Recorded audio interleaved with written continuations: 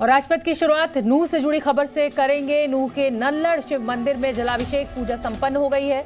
वैसे तो आज नूह में किसी बाहरी व्यक्ति को आने की कोई इजाजत नहीं है, लेकिन हरियाणा की एडीजी लॉ एंड ऑर्डर ने बताया कि विश्व हिंदू परिषद के कार्यकारी अध्यक्ष आलोक कुमार ने जलाभिषेक के लिए आग्रह किया था। इसलिए उन्हें और उनके साथ 10-12 लोगों को नल्लड़ मंदिर में पूजा की इजाजत दी गई। वहीं पुलिस और प्रशासन के लिए अच्छी बात यह रही कि आज नूह से किसी तरीके की हिंसा की कोई खबर नहीं आई है। तो आलोक कुमार ने नूह में जलाभिषेक किया, उनके साथ 10-12 लोग मौजूद थे। प्रशासन ने खासतौर पर यह इजाजत दी थी, नहीं तो किसी को भी नूह इलाके में बाहरी व्यक्ति को जाने की इजाजत नहीं थी।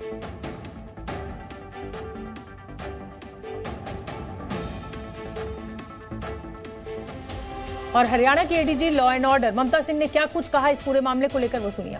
आज के जलाभिषेक का कार्यक्रम लोकल लोगों के, स्थानीय लोगों के लिए कोई प्रतिबंध नहीं था। बाहर से हमारे जो आरएसएस प्रमुख हैं आलोक जी और जो धर्मदेव जी हैं, उनका आग्रह था कि उनको भी जलाभिषेक करना है। उनके साथ कुछ साधु संत थे, मेरे ख्याल से अगर मैं कुल संख्या देखूँ तो 10-12 की होगी, क्योंकि उनकी जलाभिषेक की इच्छा थी। और जलाभिषेक के लिए कोई हमने किसी को मना नहीं किया था। एक धार्मिक आस्था का प्रतीक है, विश्वास का प्रतीक है, तो उनकी जलाभिषेक की इच्छा थी, तो उन्होंने आकर के जलाभिषेक किया है। जलाभिषेक के बाद वो अपने स्थान पर लौट जाएंगे। यात्रा की इजाजत प्रशासन ने नहीं दी और न ही यात्रा को निकाली जा रही। तो अब इन तस्वीरों को देखने के बाद सवाल ये उठ रहा है कि जो दावा असदुद्दीन ओवैसी ने बीजेपी और वीएचपी को लेकर किया था, क्या वो ठीक है? हरियाणा पुलिस की एक बड़ी अफसर ने आलोक कुमार की पूजा करने की इच्छा को लेकर जानकारी दी। बड़ी बात यह भी है कि वीएचपी नेताओं ने पहले ही कहा था कि वो नूह में जलाभिषेक करेंगे। तो क्या नूह में विश्व हिंदू परिषद के लोगों की जीत माना जाए इसको?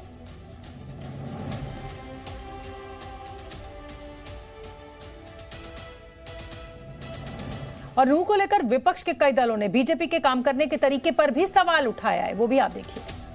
किसी भी राज्य में शांति बनाए रखना और सबको सुरक्षा देना वहां की राज्य सरकार का काम है। हरियाणा की भारतीय जनता पार्टी इसके अंदर फेल हो गई है। मणिपुर की भारतीय जनता पार्टी की सरकार इसमें फेल हुई। अगर सरकार ना चाहे तो इस तरीके की वारदातें नहीं होती। विश्व हिंदू परिषद खुद गवर्नमेंट बनी हुई है वहां पर गवर्नमेंट बीजेपी की नहीं, विश्व हिंदू परिषद जो बोले वो कर रहे हैं वो लोग। इसीलिए तो आपने कलेक्टिव पनिशमेंट दिया, किसी कोई घर बाकी नहीं रहा। मुसलमानों का घर ही तोड़ दिया आपने, बिल्डिंगें तोड़ दी आपने, हजारों लोगों को आज आसमान के नीचे अपनी जिंदगी गुजार रहे हैं। दंगे हुए उस वक्त वहां के गृह मंत्री ने जो टिप्पणी की थी वो हम सबने सुनी। सीधे सीधे एक तरह से मुख्यमंत्री को ही जिम्मेदार बना लिया था। लेकिन जो माहौल ठीक रखने की जिम्मेदारी है वो सरकार की होती है। आपकी विचारधारा कुछ भी हो, सरकार संविधान और नियमों के फ्रेमवर्क में, दायरे में चलनी चाहिए।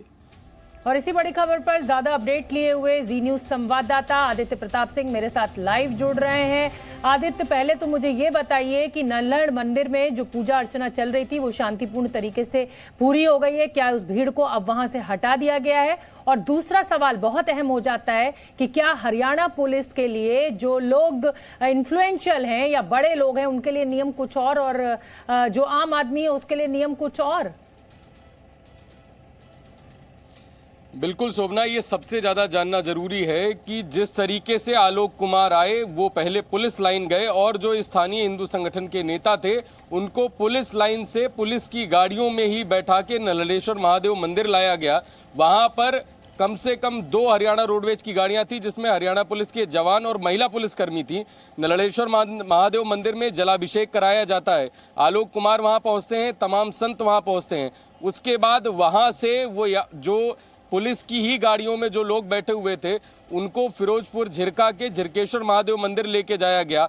वहाँ पे उन्होंने जलाभिषेक किया और अभी जो यात्रा है वो पुलिस की गाड़ियों में ही सिंगार के राधा कृष्ण मंदिर पहुंची है जहां पे जलाभिषेक का कार्यक्रम चल रहा है। सवाल ये भी उठता है कि किस तरीके से जब प्रशासन अनुमति न देने की बात कर रहा था तब ऐसे समय में लगभग 51 लोगों की संख्या के साथ 3 बसों में कार्यकर्ताओं को और जो हिंदू संगठन के नेता हैं उनको उन तीनों स्थानों पर पहुंचाया गया, जिन तीनों स्थानों की चर्चा विश्व हिंदू परिषद ने और तमाम हिंदू महापंचायत में की गई थी कि हम वहां पर यात्रा निकालेंगे। पुलिस का कहना है ये यात्रा नहीं थी, यहां पर जलाभिषेक की इच्छा थी, हमने उनको जलाभिषेक कराया, इसको यात्रा नहीं कहा जा सकता। जी शोभना। तो बिल्कुल आदित्य, ये इच्छा जलाभिषेक की तो बहुत आम लोगों के भीतर भी होगी, लेकिन माहौल को देखते हुए उन्हें इजाजत नहीं मिली। लेकिन अगर कोई खास व्यक्ति पुलिस के पास पहुंचे और अपनी इच्छा व्यक्त करे तो फिर ऐसा कैसे हो सकता है कि पुलिस ना माने? मतलब कुल मिलाकर हरियाणा प्रशासन ने, हरियाणा पुलिस ने यह संदेश दे दिया